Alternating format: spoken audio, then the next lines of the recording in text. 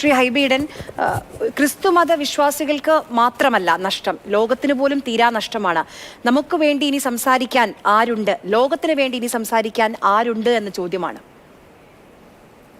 ആഗോള ക്രൈസ്തവ സഭയ്ക്ക് മാത്രമല്ല, നിങ്ങൾ സൂചിപ്പിച്ചതുപോലെ തന്നെ സമൂഹത്തിലെ എല്ലാ വിഭാഗം ആളുകളുടെയും, സാമൂഹ്യ നീതി നിഷേധിക്കപ്പെടുന്ന പല ആളുകളുടെയും സമൂഹങ്ങളുടെയും ശബ്ദമായി മാർപ്പാപ്പ മാറി എന്നുള്ളതാണ് ഈ കാലഘട്ടത്തിന്റെ ഏറ്റവും വലിയ സവിശേഷത.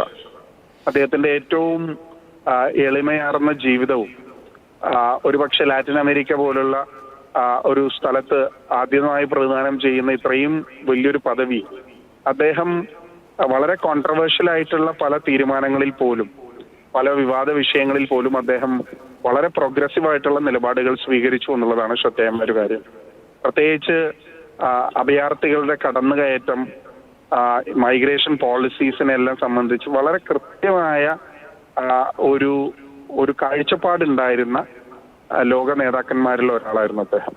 ഈ സമൂഹത്തിലെ ഏറ്റവും നിരാലംബരായ, പാർശ്വവൽക്കരിക്കപ്പെടുന്ന ആളുകളുടെ ശബ്ദമായി സമൂഹങ്ങൾക്ക് വേണ്ടി, ലോക സമാധാനത്തിന് വേണ്ടി അദ്ദേഹം നിലകൊണ്ടു എന്നുള്ളത് അദ്ദേഹത്തിന്റെ വിയോഗം കൂടുതൽ ആഴമേറിയതാക്കുന്നു. ഞാൻ നേരത്തെ പറഞ്ഞതുപോലെ ഒരു മതവിശ്വാസത്തിൽ വിശ്വസിക്കുന്ന ആളുകളുടെ മാത്രമല്ല, അദ്ദേഹം വളരെ എക്സ്പ്രസീവ് ആയിരുന്നു എല്ലാ വിഷയങ്ങളെക്കുറിച്ചും. സഭയുടെ അകത്ത് തന്നെ നടക്കുന്ന ക്ലെൻസിങ്ങിനെ കുറിച്ച്, സഭയുടെ അകത്ത് തന്നെ നടക്കുന്ന അനാവശ്യമായ പ്രവർത്തികൾക്കെതിരെയും എല്ലാം അദ്ദേഹം ശബ്ദമുയർത്തിയത് നമ്മുടെ ശ്രദ്ധയിൽപ്പെട്ടിട്ടുണ്ട്.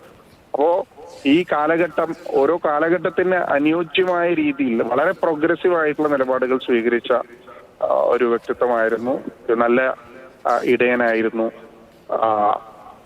മാർപ്പാപ്പ.